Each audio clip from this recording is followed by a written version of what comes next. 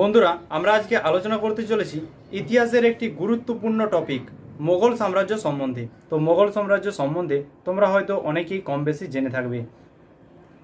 মোগল সাম্রাজ্যের প্রতিষ্ঠা কে করেন এবং মোগল সাম্রাজ্য কবে থেকে প্রতিষ্ঠা হয় সেই সমস্তই এই ভিডিওর মাধ্যমে তোমরা জানতে পারবে।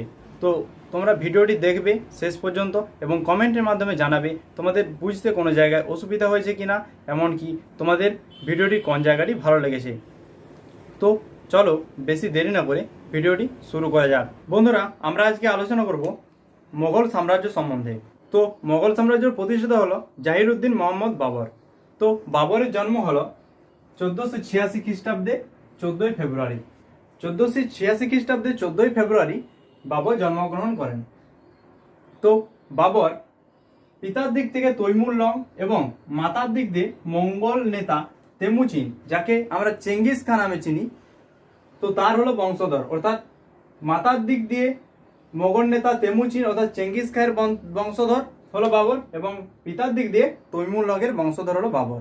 বাবর শব্দের অর্থ হলো বাঘ বা সিংহ। বাবরকে তুর্কি ভাষায় সিংহ নামে চেনা যায়, অর্থাৎ বাবরকে তুর্কি ভাষায় সিংহ বলা হয়, অর্থাৎ বাবর শব্দের তুর্কি ভাষায় অর্থ হলো সিংহ। তো বাবর মাত্র 12 বছর বয়সে 1495 খ্রিস্টাব্দে এশিয়ার ফরগানা সিংহাসনে বসেন। তো তারপর 1497 খ্রিস্টাব্দে তিনি সমরখন্দ দখল করেন এবং সেখান থেকে তিনি বিতাড়িত হয়ে চলে যান 1504 খ্রিস্টাব্দে কাবুলে। তো কাবুলে চলে যাওয়ার পর বাবরকে ভারত আক্রমণের জন্য আমন্ত্রণ জানায় দৌলত খাঁ লোদি এবং রাণা সংগ্রাম সিংহ।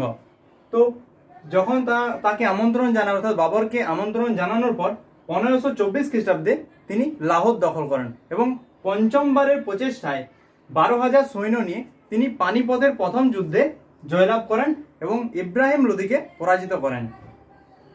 তো 1526 খ্রিস্টাব্দে যুদ্ধ হয়ে যাওয়ার পর, অর্থাৎ ইব্রাহিম লোদিকে পরাজিত করার পর আবার 1527 খ্রিস্টাব্দে তিনি খানুয়ার যুদ্ধে রাণা সংগ্রাম সিংহকে পরাজিত করেন এবং এই 1527 খ্রিস্টাব্দে রাণা সংগ্রাম সিংহকে পরাজিত করার পর তিনি গাজী উপাধি ধারণ করেন। এরপর 1528 খ্রিস্টাব্দে বাবর আবার চান্দোরনী যুদ্ধে মেদিনী রায়কে পরাজিত করেন এবং তিনি প্রথম শাসক, অর্থাৎ বাবরই হলো প্রথম শাসক যিনি বাদশাহ উপাধি ধারণ করেছিলেন। এবং 1529 খ্রিস্টাব্দে ঘরঘরা যুদ্ধে বাবর মোহাম্মদ লোদিকে পরাজিত করেন এবং এই ঘরঘরার যুদ্ধ হলো প্রথম যুদ্ধ যেটি জল এবং স্থলে উভয় জায়গাতে যুদ্ধটি হয়েছিল।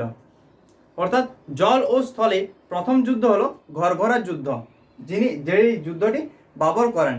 1529 খ্রিস্টাব্দে ঘরঘরার যুদ্ধ হয়ে যাওয়ার পর 1530 খ্রিস্টাব্দে বাবর মারা যান এবং 1530 খ্রিস্টাব্দে বাবর মারা যাওয়ার পর তার সমাধিস্থ করা হয় তাকে প্রথম দিল্লিতে এবং পরবর্তী ক্ষেত্রে সেই তার দেহটিকে কাবুলে পাঠিয়ে দেওয়া হয়।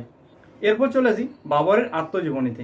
বাবর নিজের আত্মজীবনী নিজেই লেখেন, যেটি হয় বাবরনামা। তুর্কি ভাষায় বাবর নিজের আত্মজীবনী লেখেন, যেটা বলা হয় বাবরনামা, এবং এটিকে ফার্সিতে অনুবাদ করেন আব্দুল রহিম খানি খানান এবং এটিকে পরবর্তী ক্ষেত্রে ইংরেজিতে অনুবাদ করেন ম্যাডাম বেব্রিজ। বন্ধুরা, আমাদের আজকের ভিডিও এ পর্যন্তই। আজকে এই ভিডিওর মাধ্যমে আমরা মোগল সাম্রাজ্যের প্রথম সম্রাট বাবর সম্বন্ধে আলোচনা করলাম। তো পরবর্তী ক্ষেত্রে পরবর্তী সম্রাট যেমন হুমায়ুন, আকবর প্রভৃতি সম্রাট সম্বন্ধে পরবর্তী ভিডিওতে আমরা আলোচনা করব। পরবর্তী পার্টগুলোকে তোমরা যদি দেখতে চাও তাহলে চ্যানেলটিকে সাবস্ক্রাইব করে বেল আইকনে ক্লিক করে রাখবে পরবর্তী নোটিফিকেশনগুলি খুব দ্রুত পাওয়ার জন্য। ভিডিওটি ভালো লেগে থাকলে ভিডিওটিতে একটি লাইক করবে এবং বন্ধুদের মধ্যে তোমরা শেয়ার করে দেবে।